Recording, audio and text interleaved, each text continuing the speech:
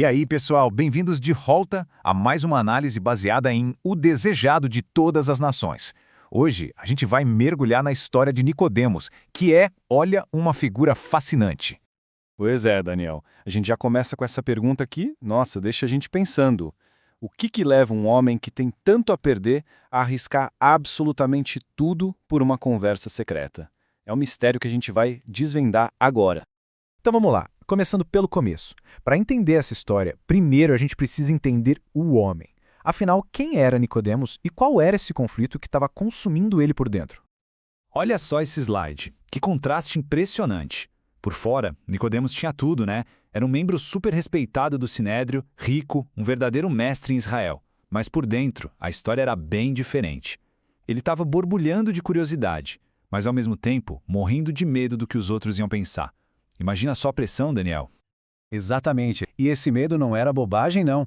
O segredo era tipo uma questão de sobrevivência política e social para ele. Sendo membro do Sinédrio, ele estava literalmente no meio de um ninho de vespas. Os colegas dele já tinham batido o martelo que Jesus era uma ameaça. Chegar lá abertamente seria como assinar uma confissão de que todo o que ele acreditava estava sendo posto em dúvida. Era arriscado demais, sem dúvida. E foi justamente nessa conversa noturna, cheia de risco, que o diálogo chegou no seu ponto mais crucial. É aqui que Jesus vira a mesa e apresenta uma verdade totalmente revolucionária. E que verdade, hein? Pensa na cena. Nicodemos chega todo respeitoso, elogiando, reconhecendo os sinais de Jesus, provavelmente esperando um debate teológico de alto nível. Mas Jesus corta tudo isso e vai direto ao ponto com essa frase. Ele basicamente muda todas as regras do jogo. A cara do Nicodemos nessa hora deve ter sido impagável. Com certeza. E essa ideia de nascer de novo é o centro de tudo. Não era sobre se esforçar um pouquinho mais ou ser uma pessoa melhorzinha. Como o slide explica bem, é uma transformação total da sua natureza. É sobre deixar a vida antiga morrer para que uma vida completamente nova, guiada pelo Espírito Santo, possa começar. É uma coisa radical. E essa radicalidade toda deixou o Nicodemos completamente perdido. Imagina ele, um fariseu, um mestre da lei, que passou a vida inteira acreditando que suas obras, sua linhagem garantiam o seu lugar, e de repente ele ouve que nada disso importava. A resposta dele, como pode um homem nascer sendo velho, mostra o tamanho da confusão. Ele estava preso no literal, simplesmente incapaz de enxergar o espiritual. Vendo essa confusão toda na cabeça dele, Jesus não desiste. Muito pelo contrário. Ele usa duas ilustrações que são, assim, brilhantes para tentar abrir a mente de Nicodemos para essa nova realidade.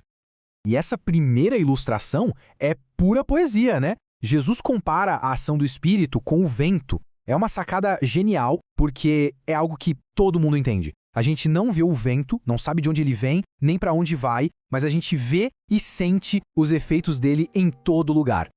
Exato. A lógica é perfeita como a gente vê aqui. A obra do Espírito é exatamente como o vento, silenciosa, invisível, misteriosa. Você não vê ela acontecendo, mas você vê o resultado. Você olha para uma vida que era de um jeito e, de repente, é completamente diferente. É a prova de que algo muito poderoso agiu ali. E se a analogia do vento ainda soava meio sutil, Jesus então usa uma que Nicodemos, sendo um mestre de Israel, conheceria de cor. Ele se conecta a uma das histórias mais famosas do Antigo Testamento, a da serpente de bronze lá no deserto. Isso mesmo, Elisa. E essa história tem um passo a passo muito claro, né? Primeiro, um problema mortal, as picadas de serpente. Segundo, uma solução que parecia até meio estranha, erguer uma serpente de bronze. E terceiro, a ação necessária, que era de uma simplicidade absurda, era só olhar. E o ponto 4, o significado que Jesus revela é a chave de tudo, a salvação funciona do mesmo jeito. Não é sobre o que a gente faz, mas sobre olhar com fé para aquele que foi levantado na cruz. E o mais incrível de tudo é que essa conversa secreta no meio da noite não ficou por isso mesmo, não. As palavras de Jesus foram como uma semente plantada em terra boa que, com o tempo, deu frutos extraordinários. Essa linha do tempo é impressionante. Começa com ele ali todo cauteloso, na escuridão. 3 anos depois, ele já cria coragem para defender Jesus no Sinédrio, mesmo que de leve. Mas é na crucificação, quando ele vê Jesus literalmente levantado, que a ficha cai. E a partir dali, a transformação é completa. Ele se junta abertamente aos discípulos e usa tudo o que tem para fortalecer aquele movimento que estava começando. É uma jornada e tanto, não é verdade? Aquele que chegou cheio de medo se tornou uma verdadeira rocha. No momento de perigo extremo, quando muitos fugiram, Nicodemos se apresentou, firme para apoiar a causa. Isso só mostra o poder transformador daquela conversa no meio da noite. E no fim das contas, a história dele nos deixa com essa reflexão.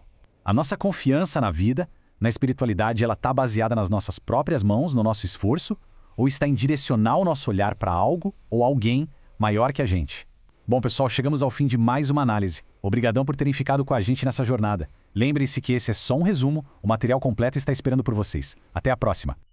Se esse resumo do capítulo de hoje facilitou sua vida, que tal nos ajudar a continuar? O link do nosso Apoia-se está aqui na descrição.